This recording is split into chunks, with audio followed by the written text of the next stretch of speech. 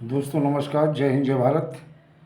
नाम रमेश सिंह, ठगी पीड़ितों की आवाज़ संगठन का राष्ट्रीय अध्यक्ष, संगठन का संस्थापक।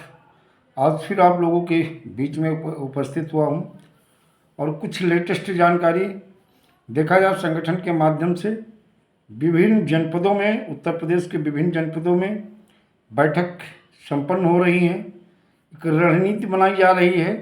हिंदुस्तान के पीड़ित जमाकर्ताओं के भुगतान को लेकर के संगठन ठगी पीड़ितों की आवाज़ पूरी तरह से सक्रिय है। और दोस्तों, कुछ जगह से एक अच्छी खबर कहिएगा या इस समय चुनावी जो मौसम चल रहा है, इस मौसम में जो चिट फंड कंपनियों का जो मुद्दा संगठनों के माध्यम से उठाया जा रहा है, उसका एक प्रभाव कह लिया जाए तो देखा जाए अंबेडकर नगर के भी पवन पांडे जी के सुपुत्र हैं, जो एमपी का चुनाव लड़ रहे हैं सांसद का। उन्होंने भी बीजेपी से, उन्हें टिकट मिला है, पिछली बार शायद वो बीएसपी से थे। उन्होंने भी ये बात, गोसाईगंज पड़ता है, जब फैज़ाबाद जाने लगो वहाँ बीच में गोसाईगंज पड़ता है, वहाँ पे उन्होंने एक घोषणा की है कि अगर हम चुनाव जीते तो समस्त चिट फंड कंपनियों के मुद्दे को हम उठाएंगे और भुगतान के लिए प्रयास करेंगे।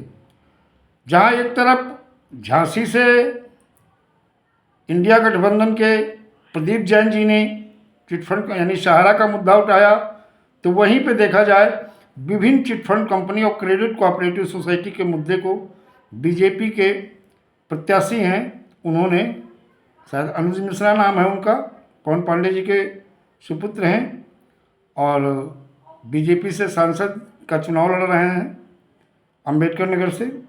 उन्होंने इस मुद्दे को उठाया है। तो कहीं ना कहीं जब आज की डेट में आप लोगों को सक्रिय, ज़्यादा से ज़्यादा सक्रिय होना चाहिए, जिससे कि आपकी पीड़ा और दर्द, जो भी प्रत्याशी किसी राजनीतिक पार्टी का आता है, उसके सामने रखना आपका दायित्व है और कर्तव्य है, और उन्हें अपनी पीड़ा और दर्द बताना भी ये ज़रूरी है। तो दोस्तों, देखा जाए हमारे संगठन के बहुत सारे लोग जगह जगह सक्रिय हैं और बैठक, चाहे वो मोहनलालगंज हो, चाहे प्रयागराज हो, और चाहे वो आपका गाजीपुर रहा हो, लगातार ठगी पीड़ितों की आवाज़ संगठन के माध्यम से बैठक का दौर शुरू है। और जल्द ही इसी महीने में हम भी मिशन भुगतान भारत यात्रा की जो है, अभी पहले से नहीं बताएंगे, लेकिन किसी न किसी राज्य से हम इसकी शुरुआत करने जा रहे हैं।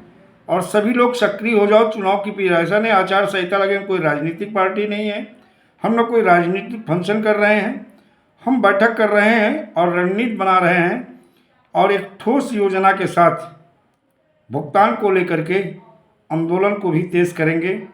और एक भाई साहब ने कमेंट किया था वीडियो में, बता देना ज़रूरी है, उन्होंने कहा था कि हमारे परिवार में 8 सदस्य हैं और 8 सदस्य हम चुनाव का संपूर्ण बहिष्कार कर रहे हैं। तो बहुत जगह से ऐसे परिवार हैं, पीड़ित परिवार, जमाकर्ता कार्यकर्ता हैं, जो संपूर्ण चुनाव का बहिष्कार कर रहे हैं। मेरे संगठन ने तो आपको स्वतंत्र छोड़ दिया है, फैसला और निर्णय आप जैसा चाहें, चाहे संपूर्ण चुनाव का बहिष्कार करें, चाहे अपनी पीड़ा दर्द को ध्यान में रखते हुए आप सत्ता के खिलाफ भी मतदान कर सकते हो और स्वतंत्र हो, जहां आप चाहो मत दे सकते हो, और यह संपूर्ण बहिष्कार भी कर सकते हो। ये आपके विवेक के ऊपर है, आपकी अपनी पीड़ा। बहुत अच्छी बात है, उन्होंने अगर संपूर्ण 8 लोग हैं, उनके परिवार में 8 लोग चुनाव का बहिष्कार कर रहे हैं, ये भी स्वागत योग्य है। और अगर यही स्थिति बनी रही तो जैसे अभी तक के जो चरणों के चुनाव हुए हैं उसमें मत परसेंट घटा है, तो कहीं ऐसा तो नहीं है आने वाले समय में जो ये चुनाव होने वाला है चौथे चरण का, इसमें भी कहीं मत परसेंटेज घटेगा, और घटेगा तो सत्ता पक्ष का नुकसान होगा। वर्तमान सरकार को, इन राजनीतिक पार्टियों को एक निर्णय लेना होगा।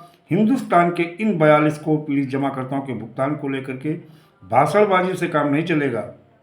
अब भरोसा नहीं रहा, अब ज़मीन पर कुछ करके ये राजनीतिक पार्टी अगर दिखाती हैं तो वेलकम, स्वागत है, अन्यथा आने वाले समय में ये हिंदुस्तान के 42 करोड़ पीढ़ी जमा करता चुनाव का बहिष्कार ही नहीं बल्कि सत्ता में बैठी हुई राजनीतिक पार्टी को उखाड़ कर फेंकने का भी काम करेंगे। दोस्तों, जय हिंद, जय भारत, वंदे मातरम।